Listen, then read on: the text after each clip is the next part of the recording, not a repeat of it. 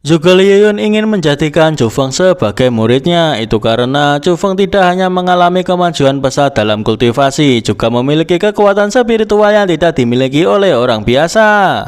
Mengatakan jika Zhu Feng sangat jenius. Mendengar kata jenius, Zhu Feng mempertanyakan ujian bakatnya, namun Zhuge Liuyun mempunyai alasan tersendiri. Pilar batu yang menakjubkan seperti itu berada di tangan tetua sialan itu sungguh sia-sia. Zhu Feng mungkin juga berpikir sebaliknya.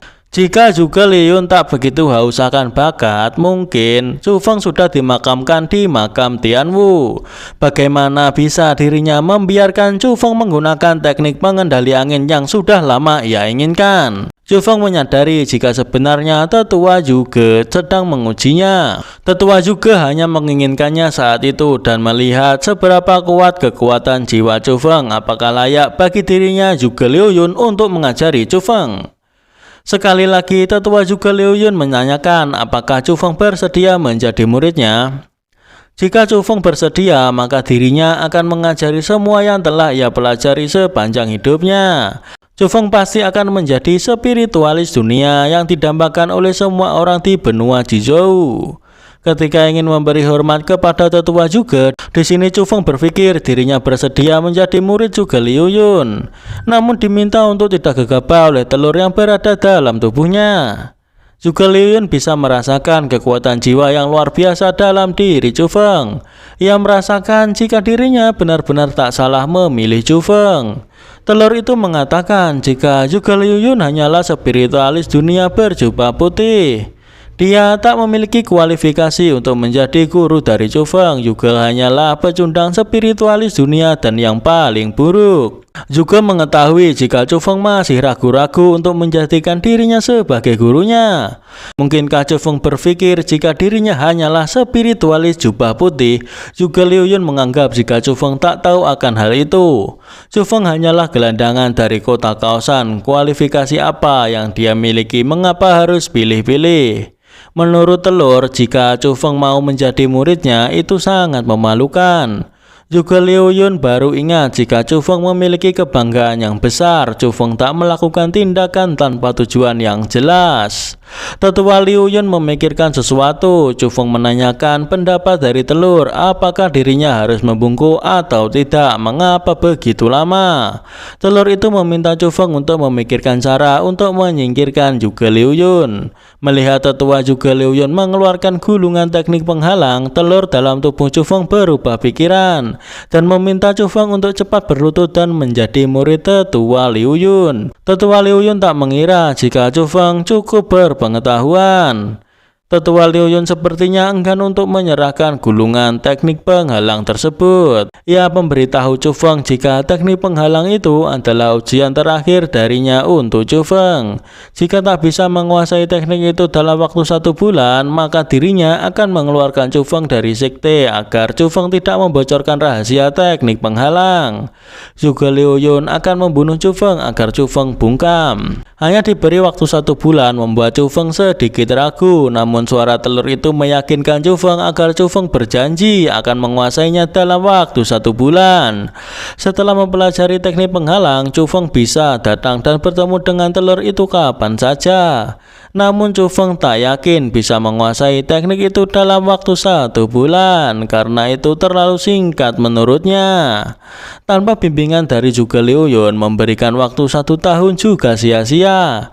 Telur itu meyakinkan Zhu Feng bahwa ada dirinya, jadi tidak perlu takut tak bisa mempelajari teknik itu. Juga berharap Zhu Feng akan memohon kepadanya, namun tak seperti perkiraan Zhuge Liuyun. Zhu Feng langsung mengambil gulungan itu dan akan menguasainya dalam waktu 1 bulan. Seperti yang diharapkan dari bibit pilihan Zhuge Liuyun, Zhuge Liuyun mengingatkan 1 bulan ke depan dirinya menunggu kabar baik dari Zhu Feng. 若不能在1月之内免你泄露结界术的秘密，知道给你1年也白搭。记住，1月为期，老夫就。 Zhu Feng kembali masuk menemui ayahnya. Tidak peduli apa pengalaman hidupnya, Zhu Feng tetap menganggap jika keluarga Zhu adalah rumahnya dan ayah Zhu Feng saat ini akan tetap menjadi ayahnya. Chu Feng sedang berada dalam gua. Ia mempelajari teknik penghalang. Jiwa Chu Feng sedang berada di ruang dunia roh. Chu Feng bingung dengan tempat itu. Ia juga bingung mengapa telur itu berada di dunia spiritualnya. Telur itu menganggap dirinya adalah ratu. Ia menceritakan bahwa dahulu ketika ia sedang tidur, lalu ia terbangun. Tiba-tiba dirinya sudah disegel dalam tempat yang menjijikan seperti telur itu. Bahkan dirinya tak bisa bergerak. Telur itu meminta Chu Feng untuk segera mengeluarkannya. Orang yang menyegel telur itu bukanlah ayahnya, juga bukan ibu Chu Feng, bukan orang lain. Chu Feng menanyakan apakah telur itu mengenal orang tuanya. Setelah telur itu keluar dari tempat itu, dirinya akan memakan orang tua Chu Feng. Mendengar itu, Chu Feng tak bisa membiarkan telur itu keluar. Chu Feng takut jika sifat kebinatangan telur itu keluar, dan itu tidak baik untuk dirinya. Meski Chu Feng baru mengenal telur itu, tapi dirinya sudah mengenal Chu Feng selama 15 tahun. Sejak pertama Chu Feng menangis, pertama kali mengompol, pertama kali dipukul oleh kakak perempuan, dipukul oleh adik perempuan dan laki-laki. Juga masalah keluarga. Chu Feng kesal, tak ingin mendengar hal itu lagi dan meminta telur untuk tidak melanjutkannya. Bagaimanapun telur itu sudah sepenuh hati menunggu Chu Feng di tempat itu, menunggu selama 15 tahun. Tidak mudah membawa Chu Feng ke tempat itu. Bukan hanya Chu Feng tak membiarkan telur itu keluar, bahkan mencurigai telur itu akan berbuat jahat kepadanya. Telur itu merengek dan menganggap jika Chu Feng sangatlah kejam. Nampak dalam telur ada sosok gadis kecil sedang menangis. Chu Feng merasa bersalah karena membuat gadis dalam telur itu menangis. Chu Feng memohon agar dirinya tak menangis lagi.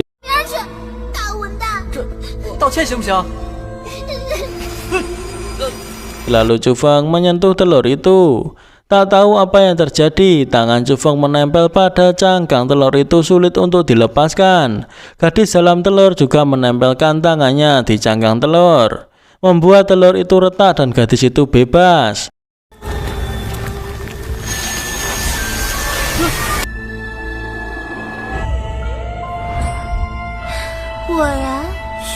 Benar saja, laki-laki mudah untuk ditipu. Gadis itu meminta Chu Feng untuk tinggal dengannya. Gadis itu disegel di tempat itu sendirian selama 15 tahun. Sekarang akhirnya ia dibebaskan oleh Chu Feng, meminta Chu Feng agar mau tinggal sebentar bersama dirinya. Gadis itu memohon kepada Chu Feng agar mengiyakan keinginannya.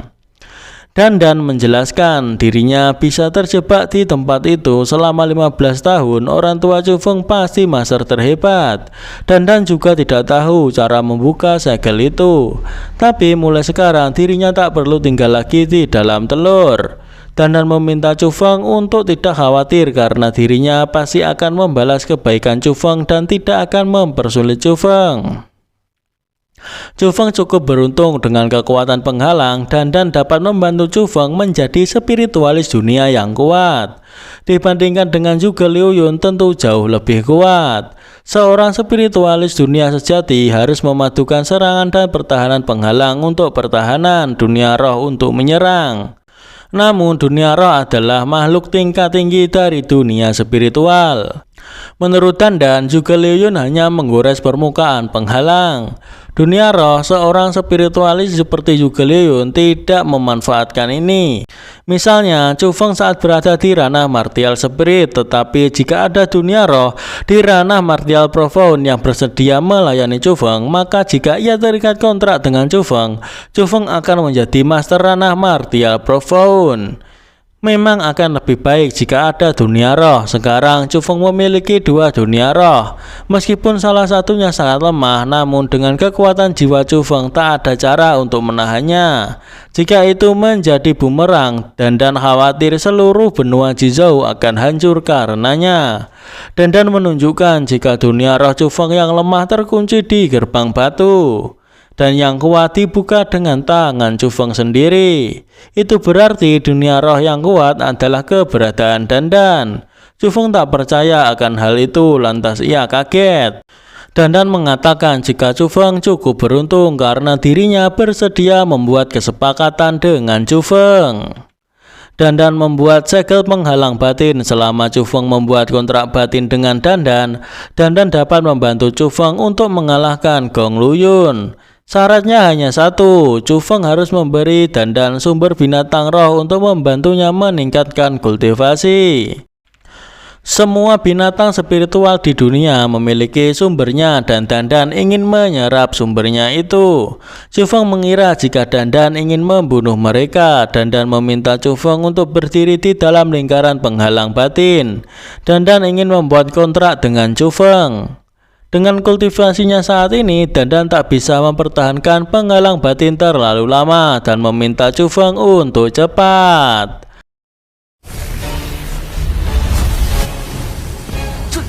公务员，条件就一个，皆有本源，我要吸食他们的本源。要真上头，今天这么大的馅饼砸到你头。 Meski sedikit ragu, akhirnya Chu Feng bersedia. Ketika proses itu selesai, tiba-tiba Chu Feng terbangun. Ia memanggil Dandan.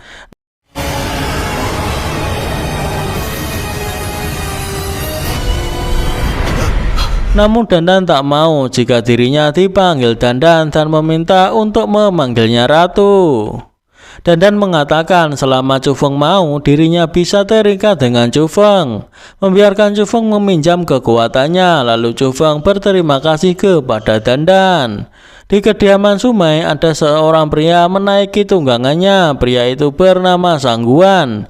Ia memberi salam kepada Surau, Paman Su atau ayah dari Surau dan juga Sumai.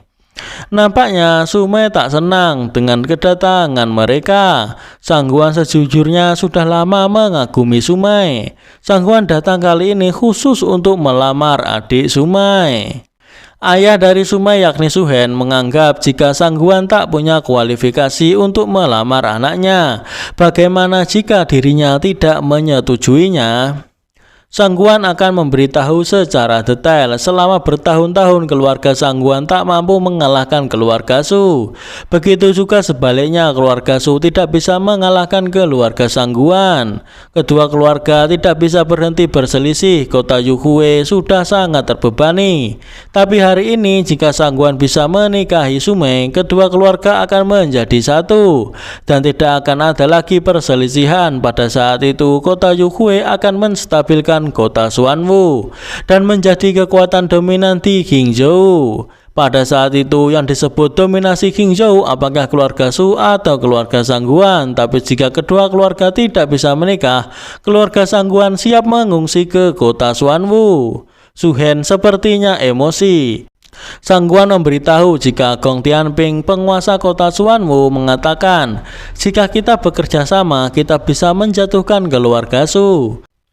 Penguasa kota Xuanwu akan merekomendasikan Sangguan ke istana Pangeran Helin untuk mengambil alih keluarga Sangguan dan memerintah kota Yuhue sendirian.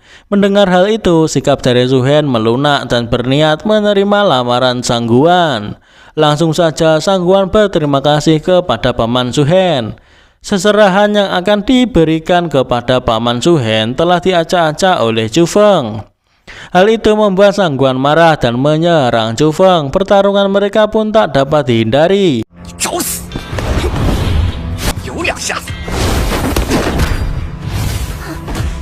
Ayah Sumai ingin mengetahui latar belakang dari Chu Feng yang mampu bersaing dengan Sangguan yang berada di ranah martial origin. Chu Feng terkena pukulan dari Sangguan yang membuatnya terjatuh.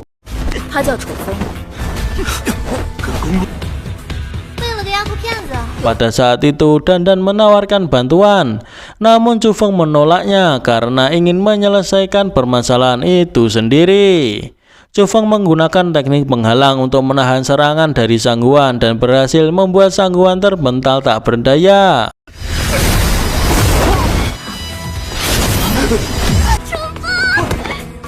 Melihat itu membuat Sumai kagum. Ia berlari lalu memeluk Chu Feng karena saking senangnya.